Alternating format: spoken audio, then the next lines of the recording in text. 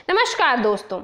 जीवन के अधिकार यानी राइट टू लिव का इससे बड़ा उल्लंघन और क्या हो सकता है कि एक देश के हॉस्पिटल्स में ऑक्सीजन की कमी के कारण लोग मर रहे हैं।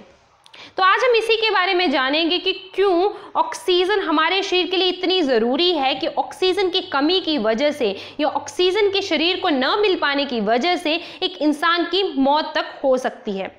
वॉशिंगटन यूनिवर्सिटी के इंस्टीट्यूट ऑफ हेल्थ मैट्रिक्स एवं इवैल्यूएशन द्वारा कोविड-19 प्रोजेक्शन नाम से एक अध्ययन किया गया।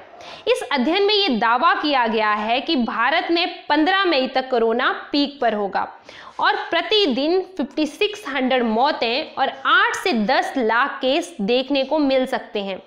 विशेषज्ञों ने भारत को ये तक वार्निंग दी है कि 12 अप्रैल से लेकर 1 अगस्त के बीच में भारत में 3,29,000 मौतें हो सकती हैं। लेकिन उस अध्ययन में ये भी कहा गया है कि यदि भारत में मास्क पहनने की आदत को गंभीरता से फॉलो किया जाए तो इस आंकड़े को 70,000 से कम किया जा सकता है। भारत में अब तक कोरोना के 3 लाख से अधिक केस देखने को मिल रहे हैं एक दिन में और वहीं 2000 से अधिक मौतें हो रही हैं, जिससे देश की स्वास्थ्य व्यवस्था चरमरा सी गई है। लेकिन इस कोरोना की सेकंड वेव में जो सबसे बड़ी प्रॉब्लम हमें देखने को मिल रही है वो है ऑक्सीजन क्राइसिस। 22 अप्रैल को देश की राजधानी दिल्ली के हॉस्पिटल्स में ऑक्सीजन की कमी की वजह से हालात इतने खराब हो गए कि 23 अप्रैल को दिल्ली के श्री गंगाराम हॉस्पिटल में 25 और 24 अप्रैल को 20 कोविड-19 पेशेंट्स की ऑक्सीजन की कमी की वजह से मौत हो गई। देश में ऑक्सीजन की कमी की वजह से हालात इतने बिगड़ गए कि सुप्रीम कोर्ट और हाई कोर्ट को बीच में आना पड़ा। दिल्ली हाई कोर्ट ने तो ये तक कह दिया कि संक्रमण की लहर नहीं सुनामी है और जो भी दिल्ली में ऑक्सीजन की सप्लाई को रोकेगा उसे लटका देंगे। देश में ऑक्सीजन की सप्लाई को सामान्य करने के लिए रेलवे, वायुसेना और यहाँ तक कि पुलिस की मदद भी ली गई। वायुसेना ने तो अपने 5 डिफरेंट तरह के विमानों और हेलीकॉप्टर्स को कोविड-19 के इस बिगड़ते हालात में देश में तैनात कर दिया, जो देश के अलग अलग हिस्सों से और देश के अलग अलग हिस्सों में ऑक्सीजन की सप्लाई कर रहे हैं। तो आइए अब हम ये जानते हैं कि क्यों ऑक्सीजन हमारे लिए इतनी ज़रूरी है। हमारे शरीर को कोई भी काम करना हो उसके लिए उसे एनर्जी की ज़रूरत पड़ती है, चाहे चलना हो, दौड़ना हो, खाना खाना हो, बात करनी हो, यहाँ तक कि सोचना हो, उसके लिए भी हमें एनर्जी की ज़रूरत पड़ती है। और हमारे शरीर के लिए एनर्जी प्रोवाइड करने के लिए एज अ फ्यूल जो एनर्जी सोर्स यूज़ होता है उसे हम कहते हैं ग्लूकोज। लेकिन सेल्स के लिए ग्लूकोज वैसे ही है जैसे कि इंडिया के लिए डॉलर। डॉलर को हम इंडिया में तब तक यूज नहीं कर सकते जब तक कि हम डॉलर को रुपीस में कन्वर्ट ना कर लें। वैसे ही ग्लूकोज हमारे सेल्स के लिए एनर्जी की एक ऐसी करेंसी है जिसे तब तक हमारे सेल्स यूज नहीं कर सकते जब तक सेल्स में प्रेजेंट माइटोकॉन्ड्रिया ऑक्सीजन का यूज करके उन ग्लूकोज को एटीपी यानी एडिनोसिन ट्राइफॉस्फेट में कन्वर्ट नहीं कर देता, जो कि हमारे शरीर की एक ऐसी एनर्जी करेंसी है जिसको हमारा शरीर डिफरेंट फंक्शन परफॉर्म करने के लिए as a energy source use करता है। ऑक्सीजन हमारे शरीर के डिफरेंट सेल्स तक पहुंचता कैसे है?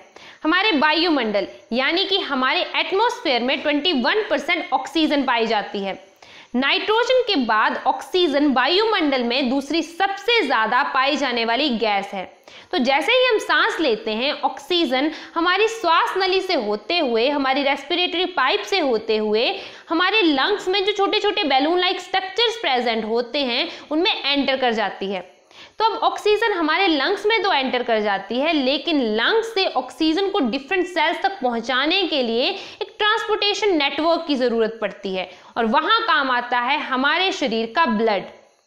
ब्लड में 20 ट्रिलियन रेड ब्लड सेल्स पाए जाते हैं और एक रेड ब्लड सेल में 270 ऑक्सीजन बाइंडिंग मॉलिक्यूल्स प्रेजेंट होते हैं, जिन्हें हम कहते हैं haemoglobin. Red blood cells mini trucks की तरह काम करते हैं, जिनका काम होता है ऑक्सीजन को लंग से ट्रांसपोर्ट करके लेके जाना शरीर के डिफरेंट पार्ट्स और डिफरेंट सेल्स तक।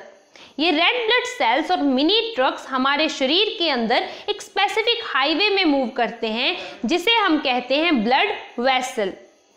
हमारे शरीर के एल्वोलाई के अराउंड ब्लड वेसल्स का एक नेटवर्क पाया जाता है। तो जो भी ऑक्सीजन एल्वोलाई में प्रेजेंट होती है वो इन ब्लड वेसल्स में एंटर कर जाती है, जिसे रेड ब्लड सेल्स हमारे शरीर के डिफरेंट सेल्स तक ट्रांसपोर्ट कर देता है। तो आइए अब हम ये जानते हैं कि कोविड-19 के पेशेंट्स के शरीर में ऐसा क्या होता है कि उनमें ऑक्सीजन की इतनी ज़्यादा कमी आ जाती है कि उस कमी को पूरा करने के लिए वेंटिलेटर्स की ज़रूरत पड़ती है। कोविड-19 डिजीज हमारे शरीर के लंग्स को इन्फेक्ट करती है। जैसे ही कोरोना वायरस हमारे लंग्स में एंटर करता है तो लंग्स में इन्फ्लामेशन कॉज हो जाती है। इन्फ्लामेशन यानी कि स्वेलिंग और रेडनेस हो जाती है लंग्स में। वो इसलिए होता है क्योंकि हमारे शरीर में एक डिफेंसिव फोर्स प्रेजेंट होती है जिसे इम्यून सिस्टम कहा जाता है। ये इम्यून सिस्टम हमारे शरीर में एंटर करने वाले डिफरेंट फॉरेन पार्टिकल्स और डिफरेंट पैथोजेंस यानी कि बैक्टीरिया, वायरसेस और प्रोटोजोन्स को नष्ट कर देता है। इन्फ्लामेशन एक टाइप का डिफेंसिव इम्यून रिस्पॉन्स होता है। जैसे ही हमारे शरीर में या तो कोई इंजरी होती है या तो कोई पैथोजन एंटर करता है जिसकी वजह से सेल्स डैमेज हो जाते हैं, तो वो डैमेज सेल्स हमारे इम्यून सिस्टम को इन्फॉर्म करने के लिए या सिग्नल देने के लिए कुछ केमिकल्स और सिग्नलिंग मॉलिक्यूल्स रिलीज करते हैं जिन्हें हम कहते हैं कीमोकाइंस। हमारे शरीर के इम्यून सिस्टम के सेल्स यानी WBCs तक जैसे ये सिग्नलिंग मॉलिक्यूल्स सिग्नल पहुंचाते हैं तो WBCs ब्लड वेसल्स को छोड़कर इन्फेक्टेड एरिया में माइग्रेट कर जाते हैं। WBCs की माइग्रेशन के लिए ब्लड का फ्लो इन्फेक्टेड एरिया की तरफ बढ़ जाता है और साथ ही साथ ब्लड वेसल्स की परमेबिलिटी भी इंक्रीज हो जाती है ताकि WBCs आसानी से स्क्वीज आउट कर सके ब्लड वेसल से और माइग्रेट कर सके इन्फेक्टेड एरिया में। इस परमिएबिलिटी के इंक्रीज हो जाने की वजह से ब्लड वेसल से प्लाज्मा का लीक होता है जो इन्फेक्टेड एरिया के अराउंड प्रेजेंट टिश्यूज में अकमुलेट होता रहता है, जिससे उस एरिया में स्वेलिंग हो जाती है और साथ ही साथ रेडनेस भी हो जाती है। लेकिन जैसे WBCs इन्फेक्टेड एरिया में एंटर करते हैं तो जो वहाँ पे डिफरेंट टाइप के पैथोजेंस प्रेजेंट होते हैं वो इनको डैमेज कर देते हैं, जिससे कुछ टाइम के बाद इन्फ्लामेशन भी खत्म हो जाती है। लेकिन कोविड-19 के पेशेंट्स के केस में लंग्स में इन्फ्लामेशन इतना ज़्यादा अमाउंट में होता है कि लंग्स के एल्वोलाई तक डैमेज हो जाती हैं और ब्लड से प्लाज्मा का लीक इतना ज़्यादा होता है लंग्स में कि लंग्स फ्लूइड से भर जाते हैं, जिसकी वजह से सांस लेना तक मुश्किल हो जाता है और उसी की वजह से हमारे शरीर में ऑक्सीजन की कमी हो जाती है, जिसे हम कहते हैं हाइपोक्सिया यानी कि लो ऑक्सीजन। हमारे ब्रेन तक ब्लड पहुंचाने का काम करती हैं कैरोटिड आर्टरी। कैरोटिड आर्टरी में कैरोटिड बॉडीज प्रेजेंट होती हैं जो कीमो रिसेप्टर्स की तरह काम करती हैं, जो ये सेंस कर पाती हैं कि हमारे ब्लड में ऑक्सीजन का अमाउंट कितना है।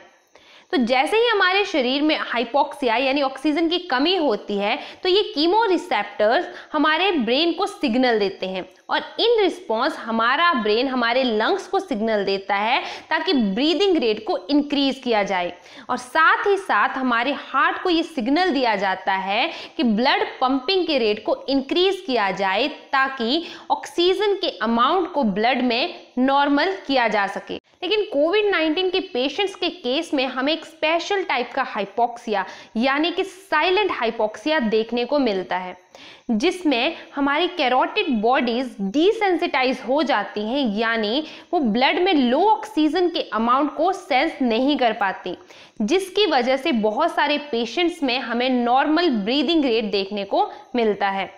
अबाउट 70% ATP जो हमारी सेल्स में प्रोड्यूस होती है वो सेल्स में प्रेजेंट सोडियम और पोटेशियम पंप को मेंटेन करने के लिए यूज होती है।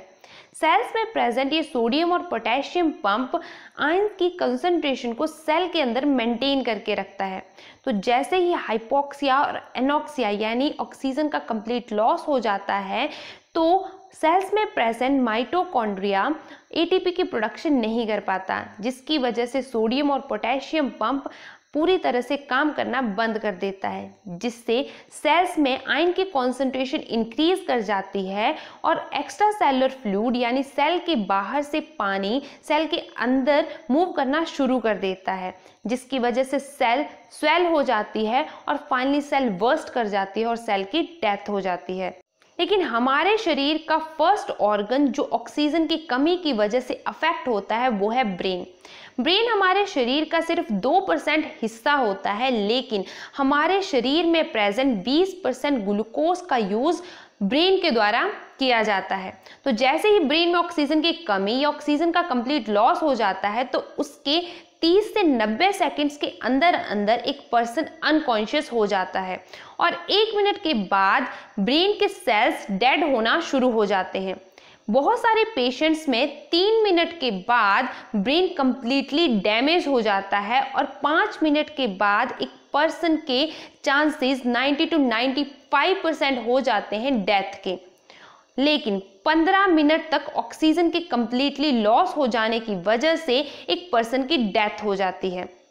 हमारे शरीर में ऑक्सीजन की कमी और ऑक्सीजन का कंप्लीट लॉस होना हमारी ब्रेन के अलावा हमारे शरीर के डिफरेंट ऑर्गन्स को भी अफेक्ट करता है।